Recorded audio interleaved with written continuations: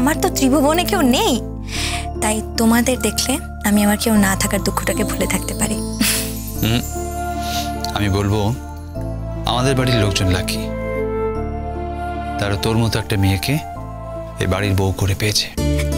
দাদা ভাই, তোমাকে না আমার অনেক কথা বলার আছে জানো তো, কিন্তু আজ বলবো না, থাকতে থাকতে নিশ্চয়ই একদিন বলবো। কিন্তু আজ তোমাকে আমি একটা কথা না বলে পারছি না।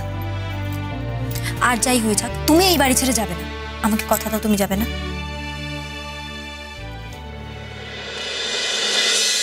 আমি ওখানে অনেক কাজ ফেলে এসেছি বোন,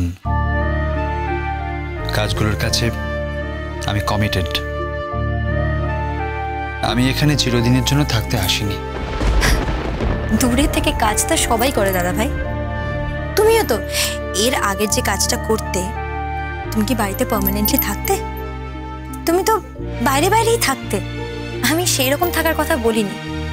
কিন্তু এই যে বাড়ির সবাইকে ছেড়ে সবকিছু ভুলে গিয়ে আলাদা যেভাবে থাকছো, এরকমটা আর করো না। আমি তো বলেছি আমি একটা বিশেষ কাজে এসেছি, ইনফ্যাক্ট সেই কাজের জন্য আমার এবার বাড়িতে আসা। কাজটা কি? রূপকথা দিকে ডিভোর্স দেওয়া? তোর কি মনে হয় না আমি একটা মানুষের ওপর 1 বছর ধরে অন্যায় করে যাচ্ছি না?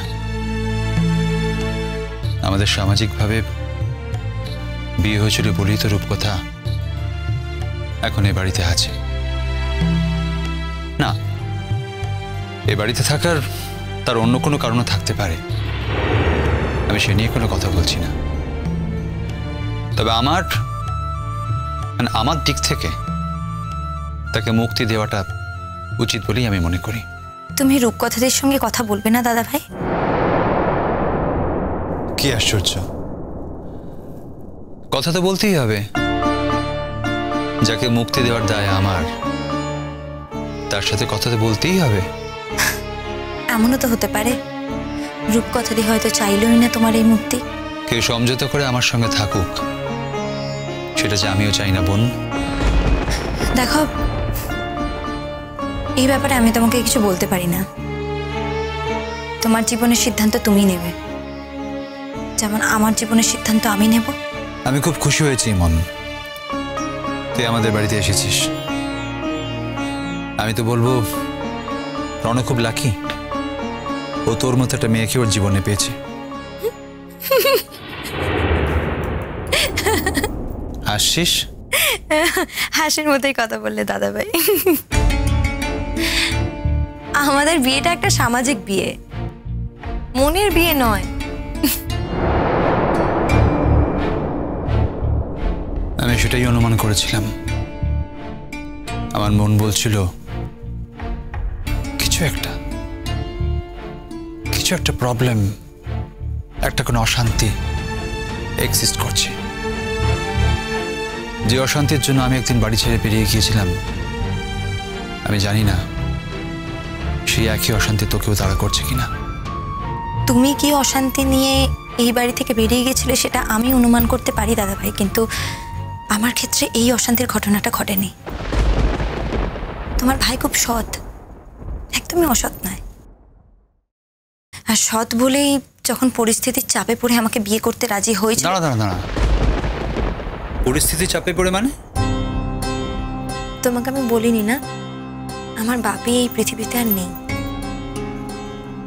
আমার বাপি আমাকে ছেড়ে চলে যাওয়ার আগে তোমার ভাইয়ের হাত ধরে অনুরোধ করেছিল যাতে সে আমাকে সারা জীবন দেখে।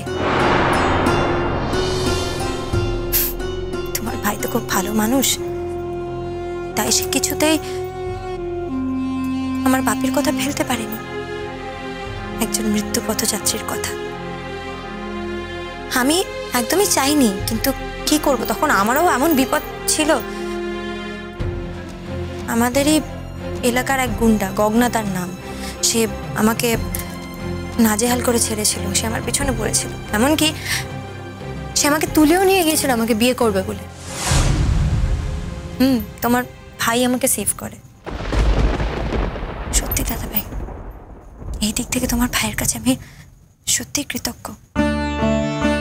তোমার ভাই যদি আমাকে ওই দিন না বাঁচাতো তাহলে হয়তো আজও আমাকে ওই কগনার বউ ওই দিন কাটাতে হতো, না হলে এতদিন হয়তো আমি আত্মহত্যাই করে ফেলতাম। তারপর আর কি, আমাদের গ্রামের লোকজন মিস্টার চ্যাটার্জিকে জোর করতে লাগলো যাতে উনি আমাকে বিয়ে করেন। আমি একদমই চাইনি ওনাকে বিয়ে করতে, আমিও চাইনি যে উনি জোর করে আমাকে বিয়েটা করুক। এক রাতে আমি ওনার বাংলোতে চলে গিয়েছিলাম লুকিয়ে লুকিয়ে, ওনাকে এটা রিকোয়েস্ট করতে যাতে উনি আমাকে বিয়েটা না করেন, উনি যাতে পালিয়ে যান। উনি আমার কথা শোনেননি। পরের দিন গ্রামবাসীরা ওনাকে খুব জোর করতে লাগলো, তারপর উনি বিয়েটা করতে রাজি হন, বিয়েটা করেন আমার অনিচ্ছা সত্ত্বেও। আর শুধু তাই নয়, বিয়েটা করার পর যখন আমরা মন্দিরে গেলাম মায়ের আশীর্বাদ নিতে, তখন উনি আমাকে বলেন যে উনি আমার প্রতি যা যা কর্তব্য আছে সেটা ছাড়া আর কিছু আমাকে দিতে পারবেন না। আমি যেন ওনার কাছ থেকে কোনো কিছু আশা না করি, কারণ উনি অন্য একজনের কাছে কমিটেড।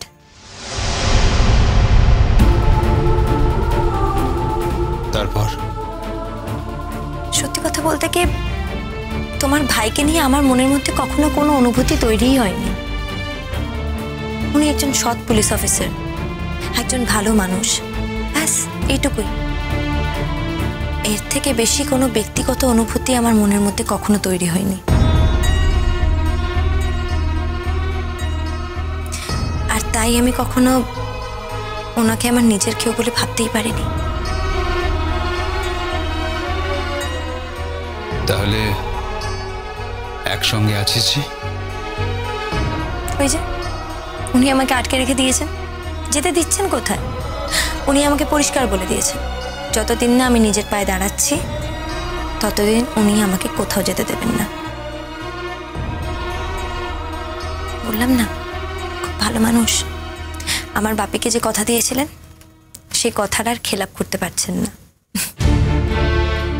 তুই কি আর কিছু জানিস? ও যে বলেছিল কমিটেড, ও কার কাছে কমিটেড জানি। জানিস? আর তারপরেও তুই আমাকে রূপকথার সঙ্গে কথা বলতে বলছিস। সত্যি কথা বলতে গেলে দাদা ভাই, তোমার ভাই চেষ্টা করেছে, মানে একবার যখন বিয়েটা হয়েই গেছে তখন চেষ্টা করেছে আমার সঙ্গে মানিয়ে নেবার, সম্পর্কটাকে টিকিয়ে রাখার চেষ্টা করেছে, রূপকথাদের থেকে নিজেকে দূরে সরিয়ে রাখার। কিন্তু আলটিমেটলি সেটা তো একটা চেষ্টা, আর যেটা চেষ্টা করে করতে হয়, যে পাওনাটা চেষ্টা করে পেতে হয়, সেরকম কোনো পাওনা আমি চাই না।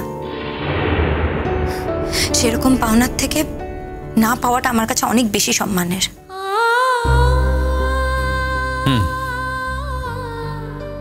বেশ, এ তো গেল রনর কথা।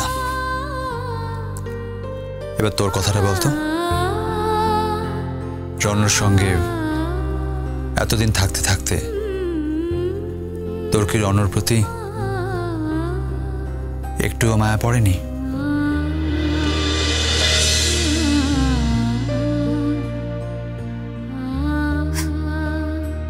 আমি তো প্রথম থেকেই জানতাম দাদা ভাই যে তোমার ভাই অন্য একজনের কাছে কমিটেড,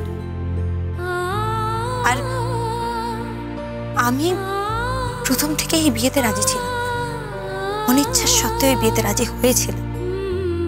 তাই কোনোদিনও তোমার ভাইয়ের প্রতি আমার মন পড়েনি। কিন্তু কি বলতো দাদা ভাই, এতগুলো দিন একসঙ্গে থাকতে থাকতে, একই ঘরে থাকতে থাকতে একটা সম্পর্ক কোথাও না কোথাও তৈরি হয়ে যায়, যেটা আমি কোনোদিনও অস্বীকার করতে পারবো না।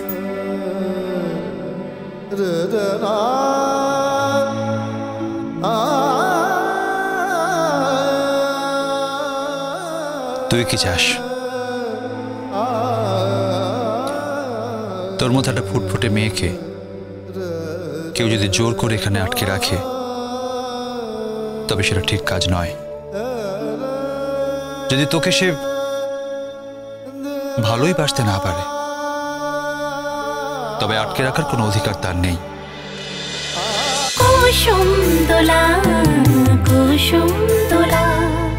স্টার জলসার প্রিয় শো দেখার জন্য সাবস্ক্রাইব করুন আমাদের ইউটিউব চ্যানেলে এবং আপডেটেড থাকার জন্য প্রেস করুন বেল আইকন। চলো চলো চলো চলো পাল্টাই।